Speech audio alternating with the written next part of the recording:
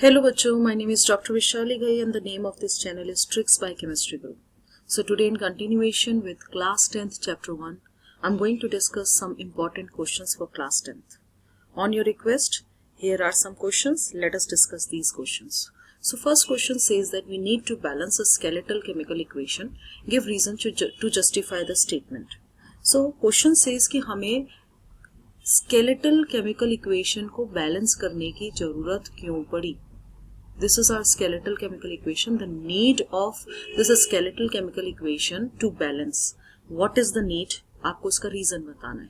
So सबसे पहले तो मैं आपको बताऊं कि ये जो skeletal chemical equation होती है ये होती क्या है. So skeletal chemical equations are unbalanced equation. यानी आपने कोई भी रिएक्शन लिख दी और वो unbalanced है. जैसे आपने लिखा H2 plus O2 gives us H2O.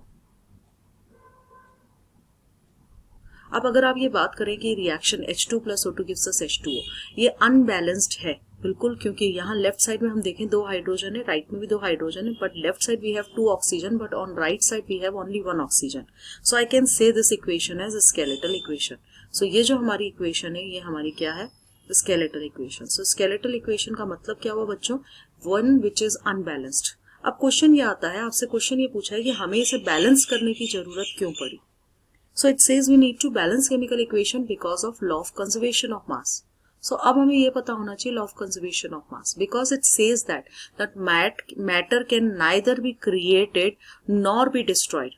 That means आपके पास रिएक्टेंट में जो भी सब्सटेंस प्रेजेंट है, जितना भी मास प्रेजेंट है, प्रोडक्ट में भी मास उतना ही होना चाहिए. और अगर ऐसा हो रहा है तो रिएक्शन हमारी बैलेंस्ड है, तो रिएक्शन हमारी स्केलेटल है. और अगर ऐसा नहीं हो रहा तो वो लॉ ऑफ कंजर्वेशन को वायलेट करेगा, which is not correct. So it says that, it states that matter can neither be created or nor be destroyed. So chemical equation must be balanced in each and every chemical reaction in order to maintain the law of conservation of mass. I hope बच्चों ये चीज आपको clear हो गई होगी. So let's move to the next slide. Next slide की अगर हम बात करें तो next slide हमारी है. Now we have second question. Second question says giving an example list to information which makes a chemical equation more useful. That means आपको ये बताना है कि किस तरह से हम कोई एक एग्जाम्पल लेके किसी केमिकल इक्वेशन को और ज्यादा यूजफुल बना सकते हैं. सो पहली चीज यहाँ हमसे ये नहीं पूछा कि बैलेंस है, यानी इंफॉर्मेटिव बना सकते हैं. आंसर क्या है, मान लीजिए हमारे पास एक रिएक्शन है H2 plus O2 gives us 2H2O. 2H2 plus O2 gives us 2H2O. अब आप यहाँ देखें, यहाँ ब्रैकेट में मैंने लिखा हुआ है gas, gas and liquid. So अगर हम फिजिकल स्टेट को मेंशन करें, physical state of reactant and product must be mention so that the reaction can be made more informative. So यहाँ मैंने लिक्विड लिखा, यहाँ गैस लिखा, यहाँ गैस लिखा, यहाँ इनकी फिजिकल स्टेट जो नेचर में एग्जिस्ट करती है, जो इस रिएक्शन में हुई है, उसको मेंशन किया. और ऐसा करने से हमने रिएक्शन को और ज्यादा इन्फॉर्मेटिव बनाया. बच्चों ये क्वेश्चन लिखने का तरीका है और आपको किस तरह से आंसर सॉल्व करने हैं ये मैंने आपको बताया है. इसको आप ध्यान से देखिए और उसके बाद कुछ क्वेश्चंस हम लोग मिलकर डिस्कस करेंगे. तो सेकंड कंडीशन ये है जिसमें रिएक्शन में हम एरो हेड लगा दें. एरो हेड का मतलब क्या होता है, मान लीजिए आपने एक रिएक्शन लिखी और उस रिएक्शन में आपके पास एक्स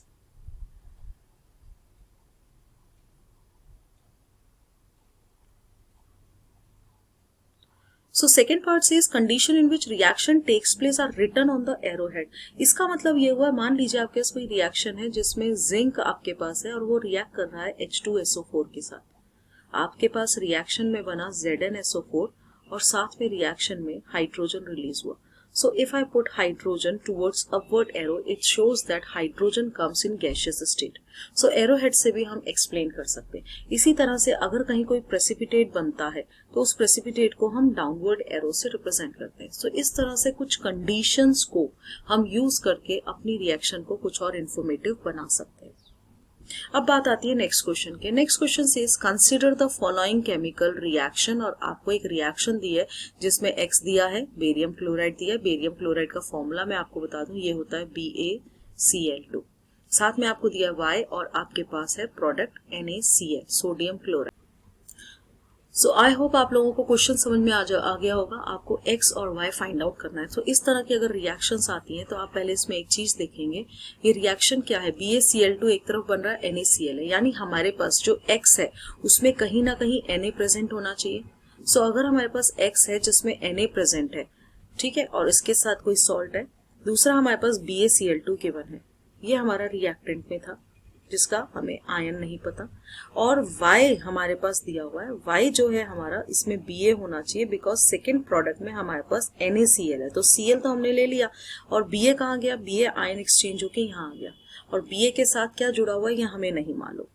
सो हमने हमारे पास जो क्वेश्चन है वो है identify x and y। Answer आएगा वो आएगा कि हमारे पास, क्योंकि जो y व्हाइट प्रेसिपिटेट दिया हुआ है क्वेश्चन में, अब आप पूछेंगे कहाँ, ये लिखा हुआ है white precipitate, that is for y। सो ये जो y हमारा व्हाइट प्रेसिपिटेट है, ये व्हाइट प्रेसिपिटेट बेरियम का एक सॉल्ट होता है, दैट इज बेरियम सल्फेट। और अगर बेरियम सल्फेट हमारा व्हाइट प्रेसिपिटेट है तो सोडियम सल्फेट हमारा x हो गया।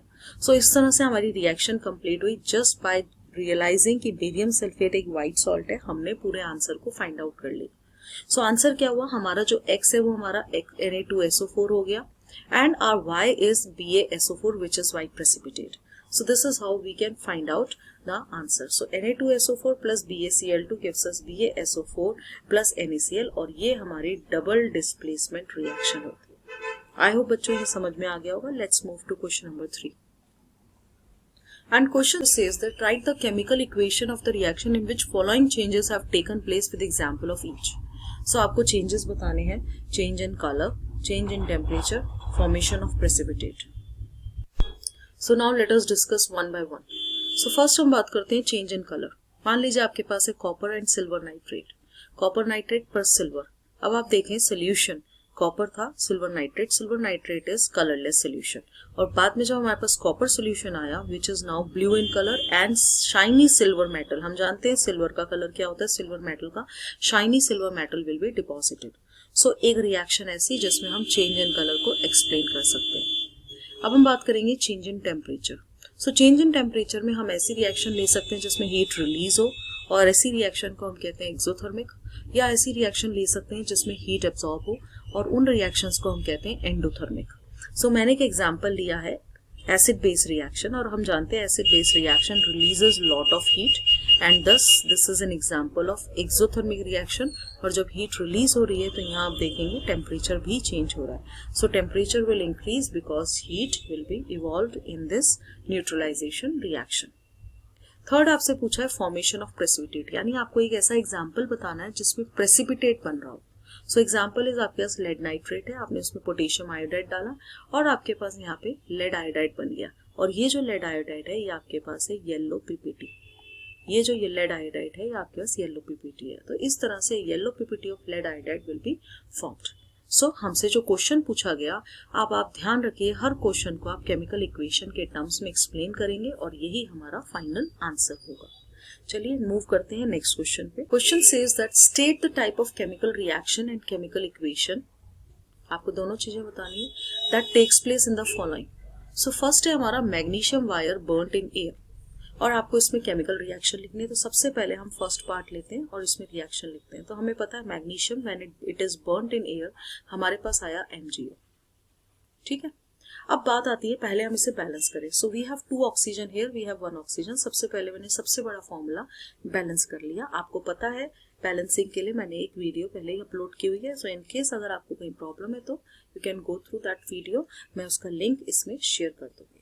सो Mg plus O2 gives us MgO, balance हमने कर लिया। क्वेश्चन हमारा यही था, when magnesium is burnt in air, so magnesium यहाँ पे it is burnt in oxygen, we get magnesium oxide। so हमने क्या किया, हमने लिखी केमिकल रिएक्शन, फिर हमने उसे बैलेंस किया in terms of chemical equation, और आपसे पूछा है किस तरह की रिएक्शन है, what is the type of this. So आप देखें यहाँ पे एक एलिमेंट और एक मॉलिक्यूल आपस में रिएक्ट करके एक कंपाउंड बना रहे हैं, और ये दोनों कंबाइन हो रहे हैं, इसलिए हम इस रिएक्शन को क्या कहेंगे, combination reaction. We call this reaction as combination reaction.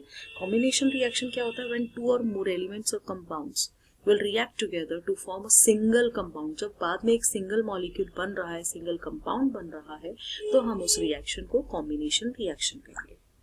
Let's move further to the second part, and it says that electric current is pass through water. So let us write the reaction. So water आपके पास है, आपने उसमें electricity pass की, and electricity जैसे ही आपने पास की हमारे पास डिसोसिएशन हो गया, and we call it as electrolytic dissociation. Let us balance the equation first. We have 4 hydrogen this side, 2 oxygen on both sides. So this is our balanced equation.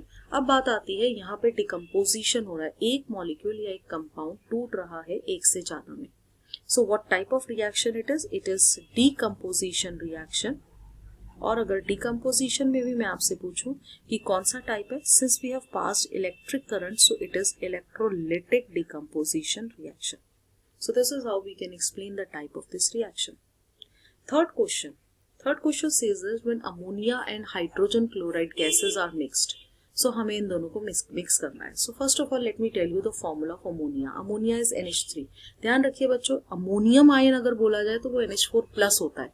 हमें दिया है ammonia gas या ammonia.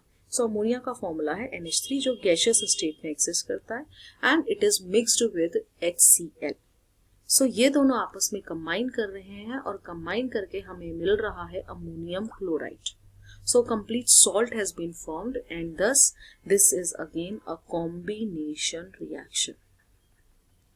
So यहाँ देखिए एक element और एक molecule, first case में देखिए आप एक एलिमेंट और एक मॉलिक्यूल कंबाइन करके एक सिंगल कंपाउंड बना रहे हैं, बट थर्ड केस में आप देखेंगे बोथ आर कंपाउंड्स. अमोनिया भी कंपाउंड है, हाइड्रोजन क्लोराइड भी कंपाउंड है, और ये दोनों कंबाइन करके एक सिंगल मॉलिक्यूल बना रहे हैं. We call it as again a combination reaction. I hope you have understood this question. Let us move further. And the next question is 2 gram ferrous sulfate crystals are heated. आपके पास ferrous sulfate है, ferrous sulfate crystals को heat किया in a dry boiling tube. That means आपने सिर्फ इसको heat किया. So इसका solution किस तरह से होगा? पूछा क्या, list any 2 observations. So पहली हम बात करें कि यहाँ पे FeSO4 है, और इस FeSO4 को जब हम heat करेंगे तो हमें क्या मिलेगा? We get Fe2O3, SO2 and SO3. This is the decomposition. क्योंकि हीट करने से डिकम्पोजिशन हुआ है, तो पहली चीज तो आप ध्यान रखें कि ये हमारा थर्मल डिकम्पोजिशन रिएक्शन है. कौन सी है? Thermal decomposition. थर्मल मतलब होता है हीट. तो जब हम हीट करके इस रिएक्शन को रिप्रेजेंट करें तो ये हमारा हो जाता है थर्मल डिकम्पोजिशन रिएक्शन. ठीक है बच्चों, ये चीज समझ में आई, थर्मल डिकम्पोजिशन. अब हुआ क्या, इसमें हमने फेरस सल्फेट क्रिस्टल्स को हीट किया, और हीट करने से हमें मिला Fe2O3, SO2 एंड SO3. सो अब इसमें पूछा है लिस्ट 2 ऑब्जर्वेशंस. 2 ऑब्जर्वेशंस बतानी है. तो ये जो FeSO4 है, जो लाइट ग्रीन कलर का होता है, इसका कलर चेंज हो जाता है. पहली चीज, light green colour FeSO4 changes into solid this brown colour substance Fe2O3 with the evolution of SO2 and SO3. तो यहाँ पे हमारे पास 2 गैसेस हैं. तो पहली चीज हो गई FeSO4 का कलर गायब हो गया क्योंकि FeSO4 ही डिकम्पोज हो गया. दूसरी चीज हमारे पास ब्राउन कलर का Fe2O3 बना, उसके साथ 2 गैसेस बनी SO2 एंड SO3. सो ये हमारी ऑब्जर्वेशंस हो गई. आप इनमें से कोई भी 2 ऑब्जर्वेशंस लिख सकते हैं. Now the second case, it says type of chemical reaction. So type of chemical reaction हमने आइडेंटिफाई कर ली. On heating it decomposes, so we call it as thermal decomposition. And third case is write the chemical equation for the A reaction. So हमने chemical equation लिख ली. अब आपको क्या करना है? अब आपको सिर्फ इसको बैलेंस करना है, और ये करने से हमारे पास equation बैलेंस होगी.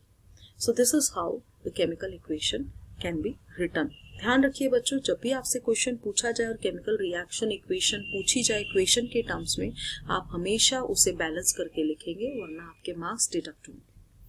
सो ये कुछ क्वेश्चंस हमने किए. कुछ क्वेश्चंस मैं आपको लिंक में शेयर करूंगी, आप उसे सॉल्व कीजिए, एंड इन केस कहीं कुछ प्रॉब्लम आती है तो नेक्स्ट क्लास में, नेक्स्ट वीडियो में हम लोग इसे डिस्कस करेंगे with few more questions. So if you like the video, please click on the like button and subscribe this channel. Thank you so much.